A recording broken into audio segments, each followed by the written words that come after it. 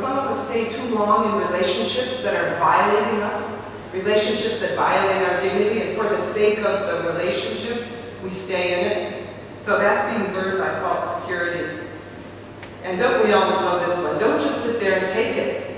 Stand up for yourself if somebody violates your dignity.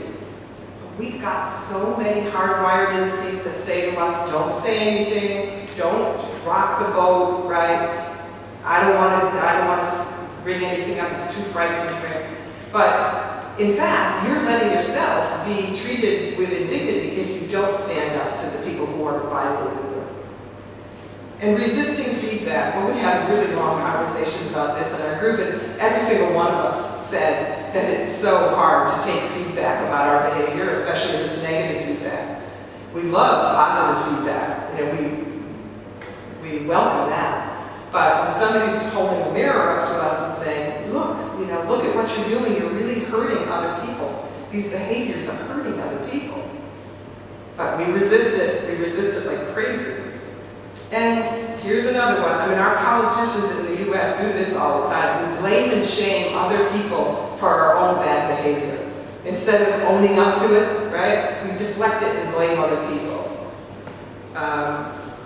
And don't be lured by false intimacy.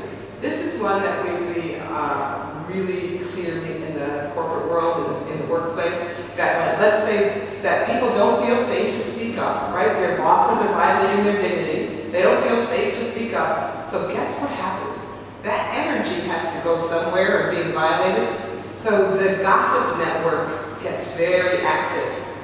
Because that bad dignity violator, the person who's doing the dignity violating, gets talked about in the gossip network, right? But gossip can be such a way of violating people's dignity. You know, if you can't say what you want to say to the person in his or her face, don't say it. I mean, but let me just tell you, I call these things the temptations to violate dignity because they're so strong. I mean, I gossip, there are days that I just love hearing a good juicy story about somebody, right? But you resist it. We have to try, however we can, to resist these temptations to be violate other people's dignity, and certainly our own in the process. Okay, so wrapping it up, because this workshop is supposed to be about leadership. It's a leadership workshop and how to lead with dignity. And so I want to just wrap up by saying that leading with dignity means that we as leaders have to know very clearly in our minds that each and every one of us has value and worth.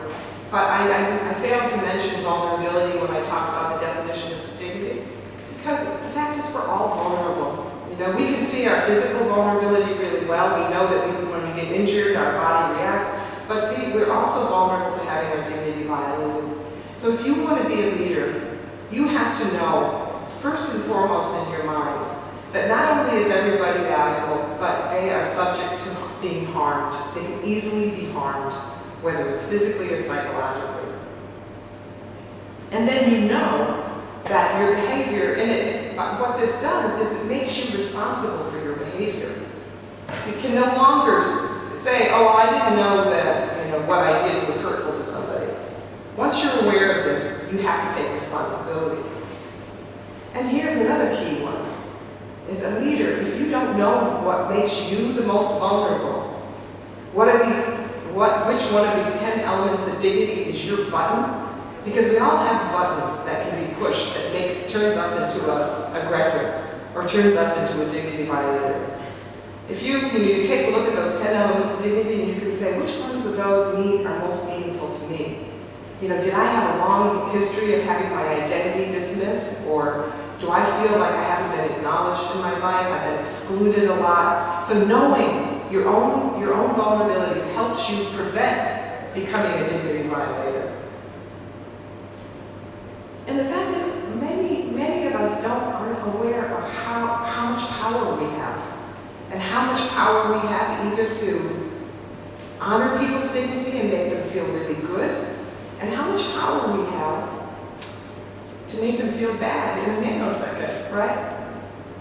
We don't tend to think of ourselves as that powerful, but we are. And if we make that choice, I want to use my power to empower other people, not to disempower them. That's the key. I'm going to use, as a leader, I want to make my choice to empower other people, make them feel worthy, make them feel seen, make them feel heard, make them feel recognized, rather than the opposite. That makes a good leader. And certainly, I mean, it goes without saying, this is pretty obvious, as a good leader, you have to know how to honor people's dignity. So having a good grasp of these 10 elements of dignity is really helpful. And of course, the 10 temptations. And here's something that's hard for most of it, especially in the business world, when I work with people in the corporate world, with bosses, with CEOs, and people on the executive leadership teams. They think that being vulnerable means they're going to look weak. Okay? And I tell them that not only if you admit to a wrongdoing to the people you who work for you, you're going to look great in their eyes. You're not going to be diminished, because everybody knows how hard it is to own up to a mistake. And when we're looking for our leaders, we're looking for them to do the things that feel really hard for us, right? And I can't tell you how many times I've encouraged leaders in the business world especially, look, own up to what you did and see what happens. Just see what happens. And you know what happens? People feel like they're in awe. The employees, the people whom they lead, they just feel so inspired by someone who could take that risk of looking weak. Because the fact is, it takes strength to be vulnerable. It takes that strength that you have to do to overcome those resistances, all those 10 temptations. That resistance work is very, very hard to do, and it takes strength. All right, so remember I said each and every one of us is born with dignity, right? We're all born with dignity, but we're not all born knowing how to act like it. So we have to invest just as much time in learning about how to behave in dignified ways as we would getting our bachelor's degrees, our master's degrees, our PhD. If we spent a fraction, I mean a fraction of the time that we spend on our intellectual pursuits, on these issues of dignity, I think we'd see the world a very different place. Honestly, I do. Because we have to learn, and more importantly, maybe, we have to unlearn those 10 temptations, those ways and those instincts, like the us and them instincts, and the desire to take the bait, the desire to save face and be deceitful. Those things we have to unlearn. That's why they feel so hard. So we have to learn how to act like it. Oh, yeah. Okay. Great. So, just want to wrap this up by saying the lion's share of the work that I do around dignity is helping people see how their wounds that they're suffering to their dignity affect them so profoundly. Now, whether it's parties in conflict, bless you, whether it's parties in conflict or whether it's just people in your families, in your communities, in your workplace, framing these failed relationships in a way that looks at the dignity issues that are underlying it that need to be addressed, framing it that way, it kind of emphasizes the negative, right? The hurt, the sorrow, the suffering, and all of that. But there is another side of dignity that is equally as powerful. And that is, once you start practicing these, and you know this because you already know you've done this already in your lives, I'm sure this stuff isn't news, but once you start putting this into practice and you surprise people, especially people who are expecting you not to treat them well, if you do what I call a surprise attack and honor their dignity, you wouldn't believe how it shifts the energy in a room and how it shifts the energy in a relationship. So this dignity work, the other side of the sorrow and the suffering, is incredible joyfulness. Because we feel good when we treat other people well, we look good when we treat other people well, and the amazing benefit is that other people feel it at the same time. So putting more dignity into the world really is our task.